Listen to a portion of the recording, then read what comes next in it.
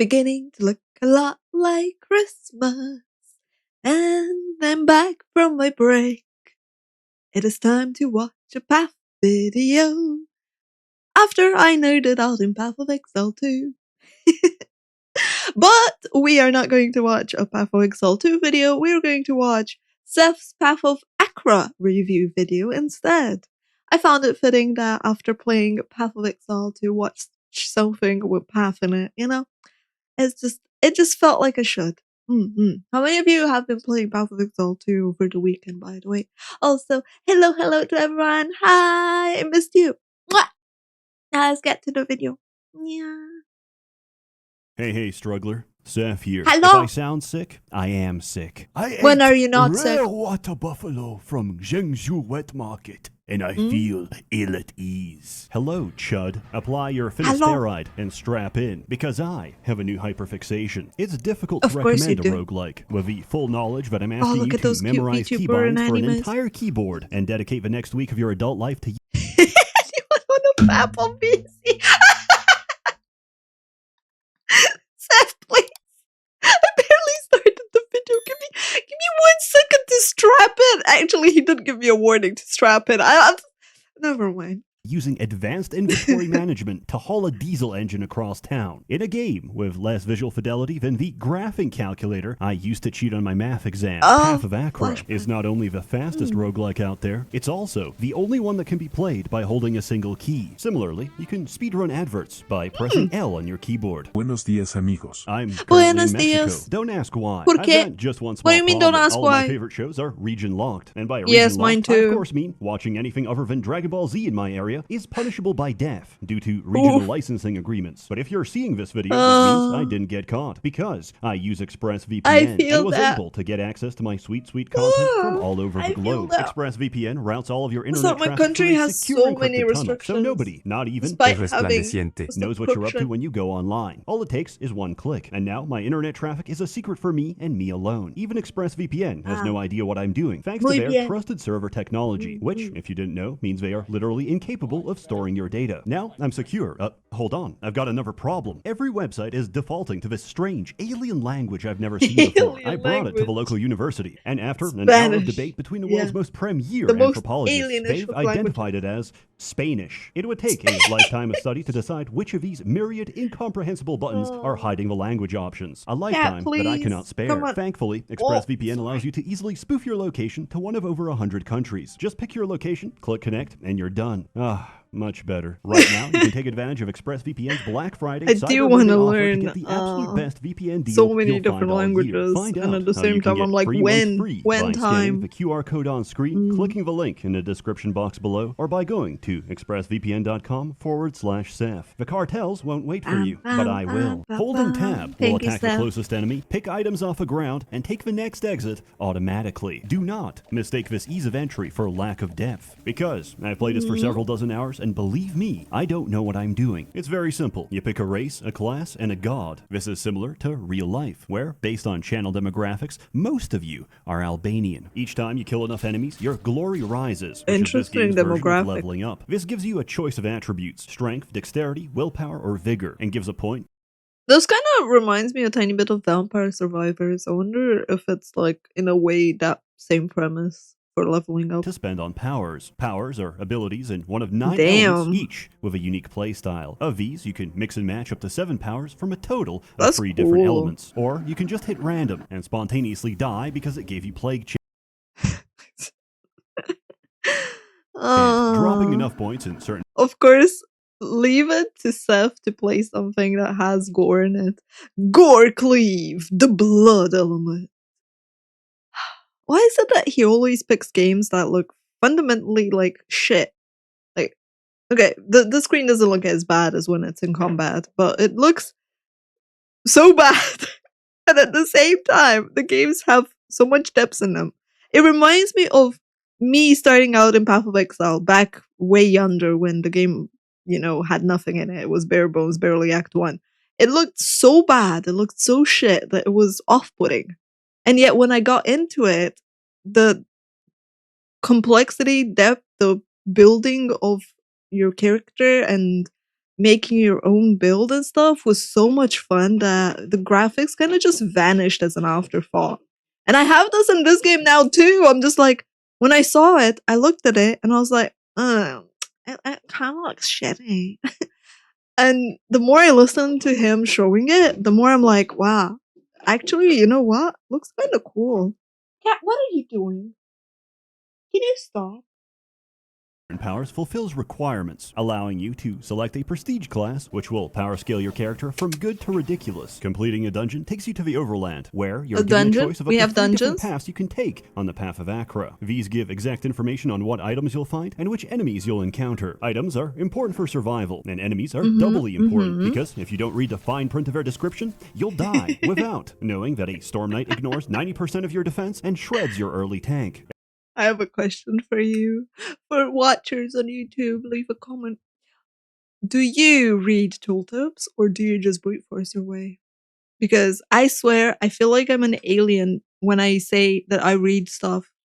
Everyone's like, no, I just go through stuff. I just skip. I don't really read tooltips. I don't really read stuff. My friend, when he was playing Elden Ring and he watched me play after, he was like, wow, you learn so much from reading tooltips and notes and items. And I'm like, yeah, how did you do it? And he just kind of like whistles and I'm like, don't mind me. Oh, I don't know why I feel like an alien by reading. Everything in this game works by interacting with a set of triggers. For example, we have a Cyclops warrior of Marduk. On attack, he deals blunt damage equal to half his current life bar to adjacent enemies. On game turn, he applies 7 poise to himself, amplified by his class special. I take points into heavyweight, which deal damage to the attacker when I shrug off the attack, meaning my armor score is higher so than poise the enemy's is like hit, which is the damage very good of an in attack that that case. connected because the enemy's accuracy is higher than my dodge. However, I have a shield. My shield blocks most attacks. Block takes precedence over armor, and I rarely benefit. This is an example of antagonistic triggers. I want to be hit, so I drop the shield. Our racial passive triggers on attack, not on hit, which means it goes off regardless if our attack actually connects. I have no natural healing, which doesn't matter because we take vigor each time glory rises, which you can automate in the bottom right. The higher my health pool, the more damage I do. So I hold tap and become catatonic for the next few minutes. Then I pump 10 points into heavyweight, which lets me take the Gallus prestige class, which deals blunt damage in a 4-tile radius each turn, and every time I shrug off an attack equivalent to my encumbrance, which is massive, really by the way, resulting in me being an incredibly slow fat fuck who relies on enemies killing themselves by attacking my gigantic armor score. This is my 600-pound life, my God, or as was some that might say, image? the ideal female form. Our god of choice, Marduk. Literally, the glutton form is just, they bounce off of you. They just like attack you and roll off your folds. Transforms helmets we pick up Absolutely to become even crazy. heavier, so we do even more damage. On the way, I managed to pick up a Maruna Sash, which makes us attack adjacent enemies on step, meaning our racial passive now triggers from simply walking up to enemies. We take the heaviest armor with the highest inflexibility, because we also found the Inu Greatsword, which, on attack, per point of inflexibility, deals ice damage in a path based on encumbrance, which means every attack I do now sprays out 5 volleys of ice. Inflexibility divides speed and willpower damage bonuses, but we're incredibly obese and retarded, so we don't care. Any items that aren't needed can be burned for extra stats by mousing over them and tapping free. At this point, we stack strength, get fatter, and keep holding tab. Keep holding tab so long, you win the game. Congratulations on beating Path of Achra on the first cycle of humility. Good luck on the second cycle of degradation. I used to think the 6th cycle of annihilation was bad, until I reached the 16th cycle of rupture. But now I'm at the 32nd cycle of outer dark, and time is melting. What the heck? Century Egg was a poor decision. Cycles are this game's way of stress testing a build. A solid understanding of triggers will get you through the first cycle, which is the intended difficulty. But you'll need ridiculous synergy to survive ahead. Enemies are more brutal, but the trade-off is more experience, as you'll reach your prestige class before you even finish the first 2 floors. And believe me, you're not going to survive very far without it. Glory or Death unlocks other classes, races, and gods for you to combine. It doesn't take very long. A couple successful runs are all you need to unlock every option. The only purpose of gating them is to keep new players from getting overwhelmed, and to punish me because I didn't pay the first time, and I have to do it all over again. Tab builds are some of the most prominent, but there's another kind of gameplay. It's called Standing Still. Quamar, ascetic of Fada. We put everything into Astra hunting. We remove his armor, and this is what happens when I click spacebar.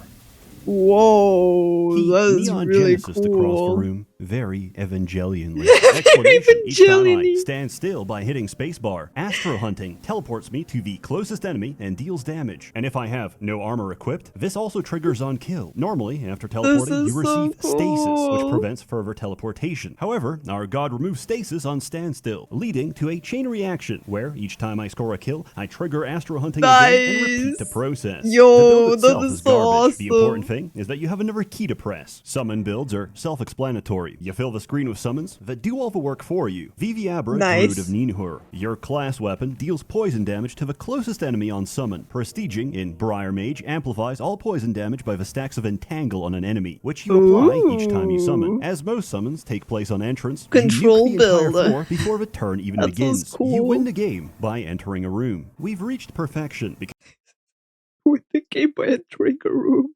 Oof.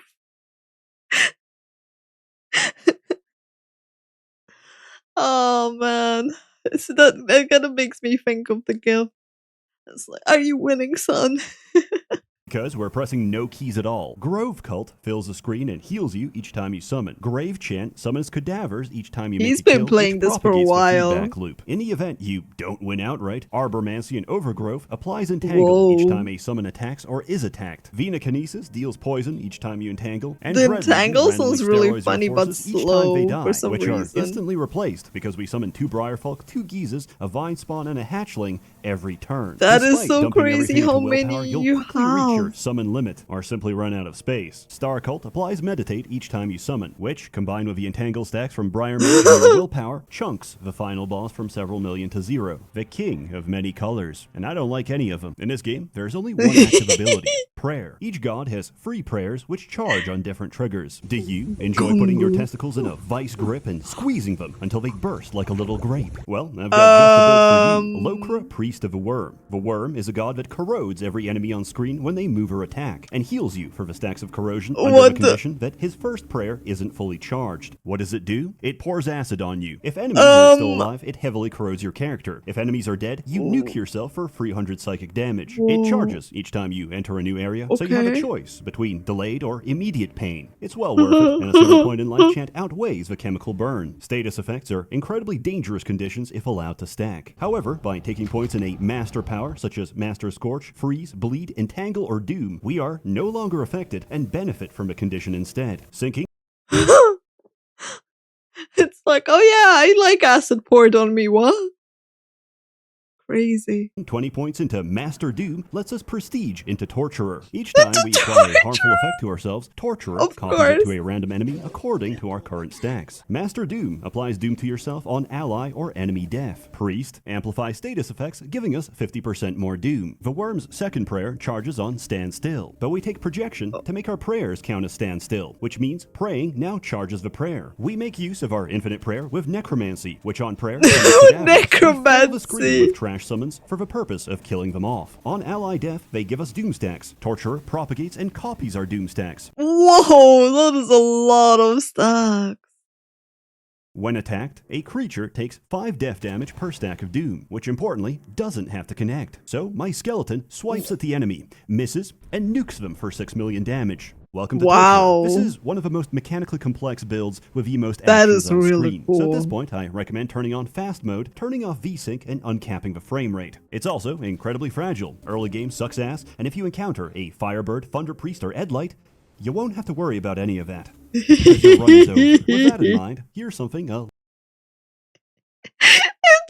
the way he says it, it really sounds like he went through a shocking experience a couple of times and was like, yeah. Little more reliable. Goblin Sorcerer of Apophis. Apophis gives strength each floor you climb, at the cost of taking 7% of your max health each time you're attacked. This is not a problem, because enemies will never reach you. 1 point in Burning Ooze. That's a lot of tentacle beast thingies, holy. Well, actually, they're oozes. Oozemancy, which summons a number of blobs equivalent to your skill level each time you pray. Each time you score a kill, your prayers reset, making this an infinite loop. To stop nuking your own summons, take Invigoration, Projection to make prayers count as Standstill, Grove Cult to self-sustain on summon, and Dump for Rest into Star Cult. Anything that doesn't give Meditate or Trigger on summon, toss into the fire and get infinite speed because of your racial ability. Prestige into Ill Prophet and fill the screen with purple, and then punish people for standing on it, or just go Archmagus and stack infinite Meditate. Conversely, if you'd like to speedrun the game, take an Aslan of Ikshana, pray twice, and die on the second turn. In all seriousness, Varia Aslan of Eris. Aslans hate praying, and Eris hates prayer. They're perfect for each other. Eris rewards you for taking the most dangerous path by upgrading your main hand weapon so hard that it hits for 1,000,000 by the time you clear the first zone. Her prayers do nothing, but as long as they're fully charged, you become nearly invincible. Taking a lethal blow when a prayer is fully charged triggers Divine Intervention, preventing death and draining your charges. An apostle can exploit this by taking a god with easy charging prayers and dying repeatedly to reset his charges. Pair this with Goretide for an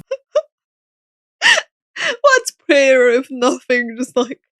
Just a cheat death button. Even bigger nuke that scales with missing health. Funny. I couldn't figure this one out. Sometimes a synergy is there, but you just can't piece it together into a working build. This was the case for me with transform builds. I tried for the longest time to make Drake form viable. Prestiging into Ogo triggers prayers on initial attack. Transform I can't pray or builds. receive divine intervention, but I Yo, that's a lot of different variety in this game, honestly. Azada is a shitty god, and I could be doing this with literally anyone else. They're still interesting, and if you ever want to disappoint your deity of choice, prestige horror form and watch the combat log as you bleed someone for 1,000,000 damage. You receive as many stacks of horror form as the damage you take, which uniquely goes into the several thousands. Triggering a different transformation replaces and inherits all of the previous stacks. Brood Umpuad of Humbaba. Each time we take damage, we get 1,000 stacks of horror form. Each time we're attacked but don't take damage, we trigger our class ability and convert this into 1,000 stacks of jackal form, which gives us approximately 3,000 speed. So much to put speed. this into perspective, a game turn takes place at a speed of 5. High speed is crucial for fragile characters, and nothing is more fragile than basing your entire build on walking. On step is a lovely gimmick that doesn't work because level generation will kill you at every turn. I never thought I'd be saying this, but I am countered by a narrow corridor. That doesn't mean it's not fun. Tengu Nartaka of Tengu generates insane amounts of charge from fighting barehanded while wearing his shoulder piece. Taking Master Charge gives us speed per stack of charge, which you build up by stepping with Electromancy. Lets us shred enemies as we walk past them. Astrostoicism teleports away enemies whenever you're cornered, and prestiging into Elise generates even more charge. Tangri gives insane dodge per point of speed, and you'll feel like a complete god. Until something smacks you from a non-attack source, and you die in a single hit. All of these builds require powers. But what if you took no powers at all? Dude, that hits too close to home. I'm gonna be honest. It's just like, yes, my evasion build. I feel like, suddenly something hits through my evasion. Instantly dead. Oh, yes. Not a god anymore. All. Well, if you somehow survive to Glory 20 without a single ability, you can prestige as Anroth and double all of your current stats. Volkite Warrior of Dorok. Dorok gives us poise each time we're attacked, amplified by our class passive. Volkite supplements our damage by burning nearby enemies based on the weight of our equipment. As long as we don't move, our poise stacks will tank us to Glory 20. Even after prestiging, we take no powers, because the Anroth perk is even stronger. If we have no powers, each time our glory rises, we heal to full and upgrade our main and offhand weapon with an extra 100 hidden block. This doesn't sound significant on its own, but bear with me. We pump nothing but strength, which after doubling by Anroth goes into the triple digits. Each point of strength increases our block by 10%. This is applied to the base value, which is continually increased by Anroth. This leads us to having a shield with more than 1,000% extra block. In the absence of powers, this entire build hinges on finding a single item. The Arja Spear, which, on attack, deals ice damage in a path to the target equal to our block. Since this number is about 300,000, we annihilate every cycle in the game, or we fail to find it because of poor RNG and this build falls apart. Success in the higher cycles is less about skill and more of a dice roll, if I So what he's telling me is never ever play that because there's no chance that I'm gonna get lucky. Got it. I actually get the items I need. In summary, there's a lot of builds out there, from Yeah, that berserkers really that sounds benefit fun. from fighting completely nude to hemogoblin summoners that win by self-harm. It's impossible to cover them all, which is what makes it so fun. Everyone finds something different. Honestly, I cheesed through with a dodge stacking method Mesmer, and they theory have crafted endlessly Mesmers in until a this. friend saw the game and found a better build than anything I ever made in under an hour. This game Damn. I'm definitely gifting this to my friend. I'm sure he's gonna love it. Like, just looking at this game, I'm just like, yep, he's gonna lose his mind in this game. Seth. Every time I watch a Seth video, I either buy a game for myself or for my friend. I just can't. The man knows how to solve games. That or we just have very similar taste.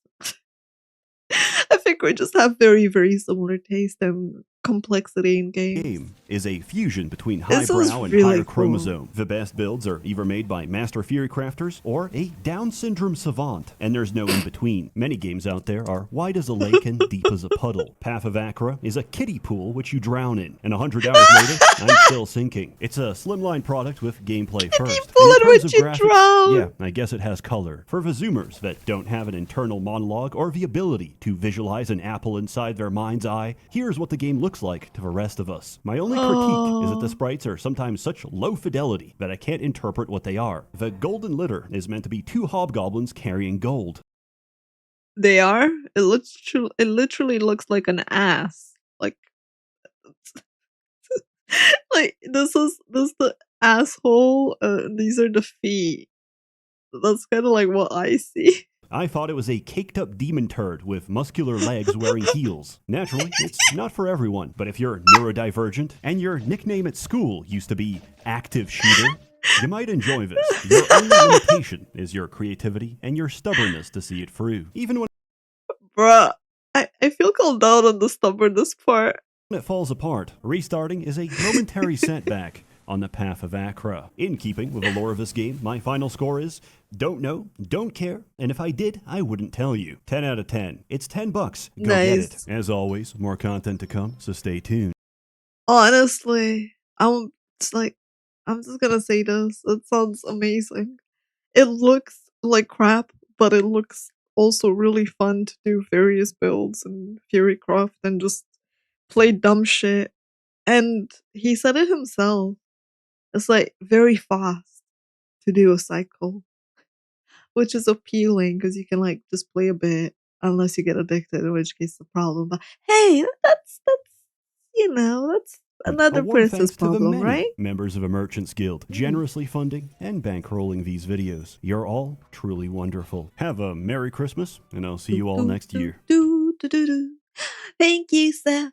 I appreciate you. Thank you for the awesome videos. And for everyone who made it to the end and listened to my horrible voice. Thank you so, so much. I hope you have a Merry Christmas, a wonderful New Year, and I shall see you for the next video. Yeah! Bye bye now!